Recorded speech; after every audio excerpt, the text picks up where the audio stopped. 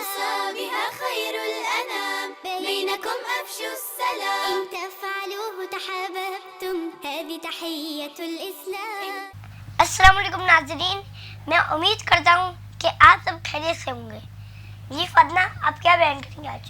वहीं आज हम जानेंगे कि अल्लाह ताला से सच्ची तौबा करने वाला शख्स किस कदर इनामात हासिल करता है.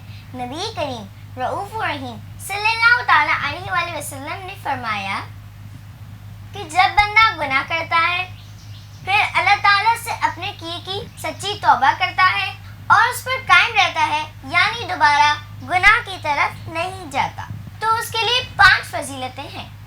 नंबर 1, उसकी सारी नेकियां कबूल फरमा ली जाती हैं. नंबर 2, उसके गुनाह बख्श दिए जाते हैं. नंबर 3, उसके बख्शे हुए गुनाह के बदले जन्नत में एक दर्जा बुलंद कर दिया जाता है. नंबर 4, उसकी नेक अमल के बदले जन्नत में एक महल अता फरमा दिया जाता है. नंबर 5, हूरों में से एक हूर से उसका निकाह करवा दिया जाता है. सुभान अल्लाह. अगर इंसान आजी और अपने गुनाहों पर शर्मिंदा हो तो उसके लिए फायदा ही फायदा है. याद रहे कि हमारे प्यारे नबी सल्लल्लाहु ताला अलैहि वसल्लम उम्मत की तालीम के लिए पूरे दिन में 70 मरतबा मग़फ़िरत तलब किया करते थे. सुभान अल्लाह. नाज़रीन, हमें भी चाहिए कि हम इस्तिग़फ़ार की आदत बनाएं.